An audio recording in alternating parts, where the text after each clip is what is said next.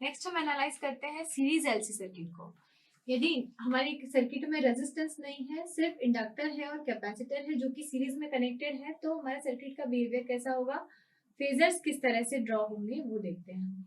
ये करंट है I, ये आपका हो जाएगा, यहाँ पर L को रिप्रेजेंट करेंगे तो कैसे रिप्रेजेंट करेंगे, जे एक्सएल से, एक्सी को करेंगे तो कैसे करते हैं, माइनस जे एक्सी से।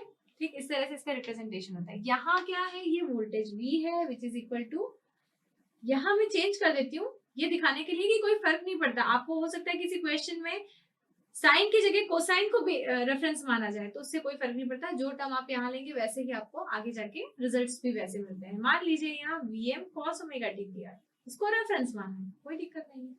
आप साइन को भी रेफरेंस मान सकते हैं, आप कोसाइन को भी रेफरेंस मान सकते हैं। यहाँ वोल्टेज V क्या होगा, V will be equal to, R तो है नहीं यहाँ पे, यहाँ क्या है, इंडक्टर है प्लस कैपेसिटर, दोनों के फेजर सम्स है, वोल्टेज का फेजर सम। यहाँ का वोल्टेज क्या है, VL है, और यहाँ का वोल्टेज क्या है, VC है।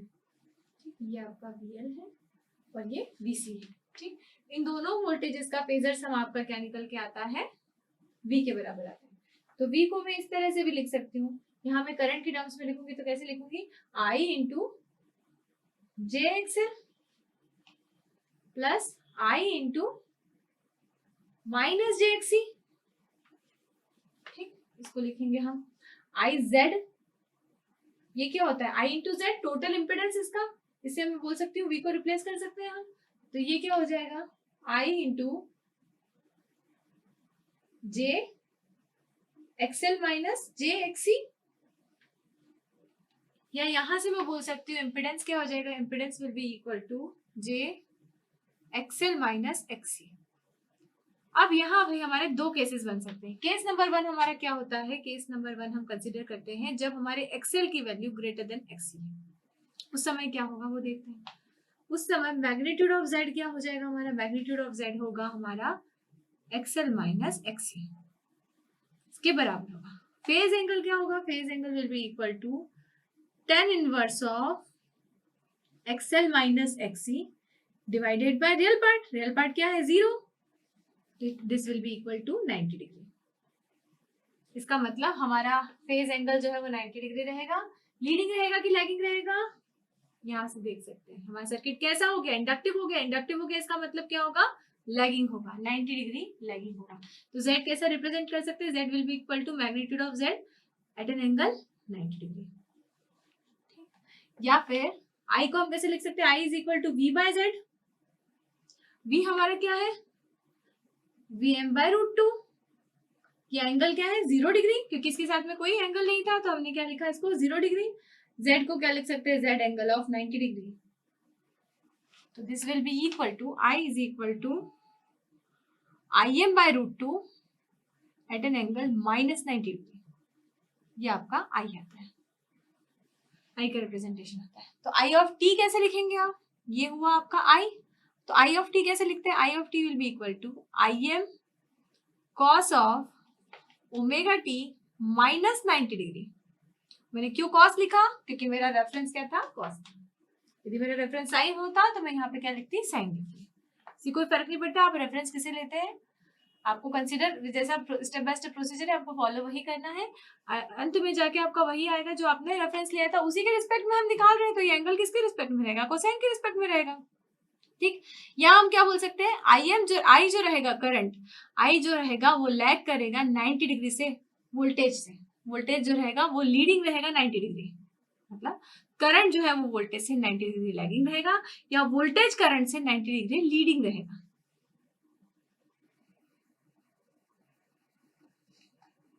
Bye 90 degree angle. ठीक, मतलब हमारा सर्किट किस टाइप का हो गया, इंडक्टिव टाइप का सर्किट हो गया। इंडक्टिव टाइप का सर्किट हो गया, रेजिस्टेंस वाला पार्ट नहीं है, तो रियल पावर क्या हो जाएगी, 0। रियल पावर आपकी क्या हो जाएगी, 0। रिएक्टिव पावर क्या होगी, VRMS IRMS into sine phi. VI sine phi होता है, VI कौन सी वैल्यूज होती है, RMS वैल्यू, इसलिए VRMS into IRMS into sine phi. तो यहाँ पर मैं एक और चीज लिख सकती हूँ, Q is equal to IRMS square into X। What is X? X is XL minus XC। ठीक, तो ये आपकी रिएक्टिव पावर रहेगी, ये प्रेजेंट रहेगी क्योंकि हमारे सर्किट में सिर्फ रिएक्टिव कंपोनेंट्स है। चूंकि कोई रेजिस्टेंस नहीं है इसलिए हमने कहा कि रियल पावर हमारी 0 रहेगी। फेजर डायग्राम इसका किस तरह से बनेगा, फेजर डायग्राम देख लेते हैं हम किस तरह से बनेगा। यहाँ ये करंट आई है, करंट को रेफरेंस क्यों बोल रहे हैं, क्योंकि सीरीज सर्किट है, सीरीज सर्किट में करंट सेव रहता है इसलिए हम करंट को रेफरेंस मानते हैं। यहाँ ये करंट आई है। In case of inductive circuit voltage कैसा रहता है, वोल्टेज लीड करता है, वोल्टेज लैग करता है, वोल्टेज लीड करता है करंट से in case of inductive circuit, या इसको उल्टे तरीके से बोलना चाहते हैं तो करंट लैग करता है वोल्टेज से। और फेजर्स कैसे रोटेट होते हैं, एंटी क्लॉकवाइज। तो पहले क्या आना चाहिए, वोल्टेज आना चाहिए। तो ये क्या हो जाएगा आपका VL, वोल्टेज जो है इंडक्टर का उससे लीड करेगा करंट से।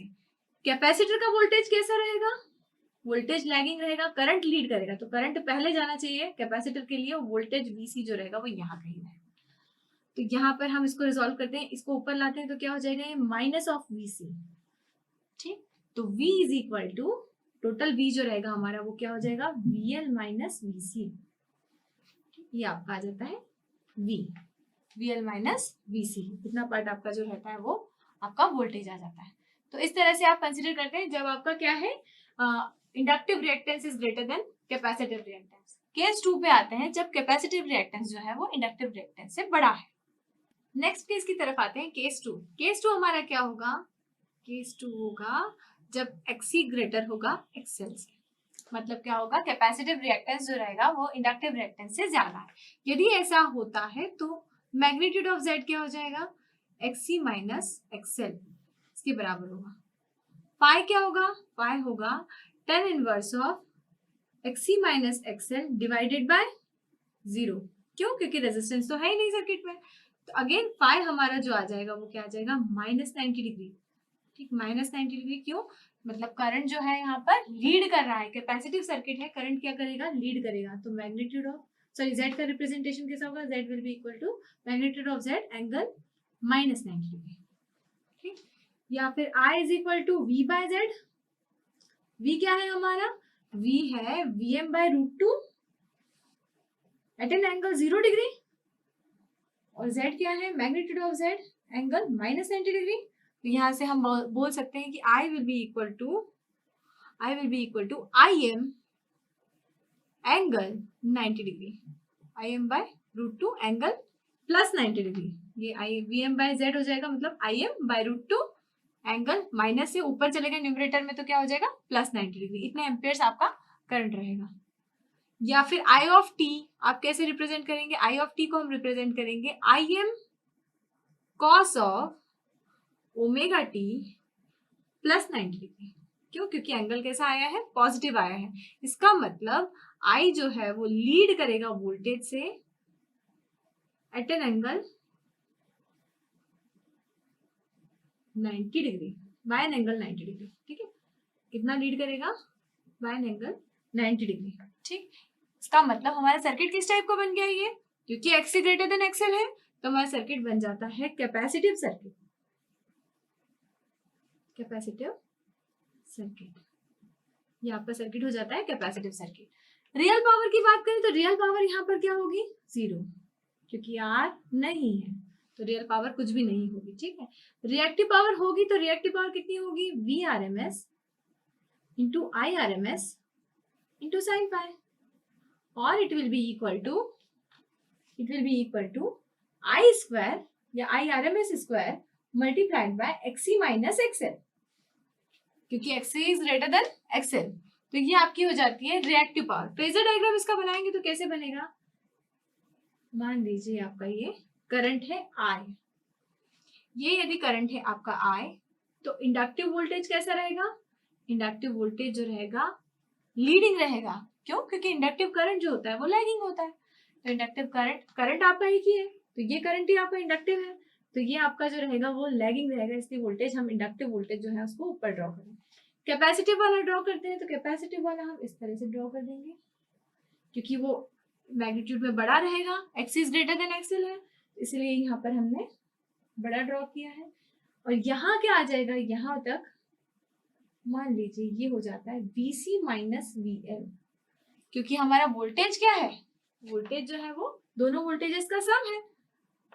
फेजर सम है, लेकिन क्या है, कैपेसिटिव वोल्टेज जो है वो ज्यादा है, इसलिए VC माइनस VL आपका ये वोल्टेज रहेगा, ये वोल्टेज किसके बराबर हो जाएगा, वोल्टेज V के बराबर हो जाएगा।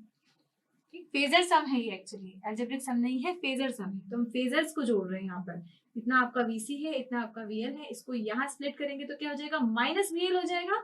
तो VC माइनस VL आपका जो रहेगा वो फेजर सम रहेगा। तो इस तरह से आप एनालिसिस करते हैं सीरीज LC सर्किट में। जब आपका रेजिस्टेंस एग्जिस्ट नहीं करता तो फेजर किस तरह से रिलेट करते हैं वो हमने देखा।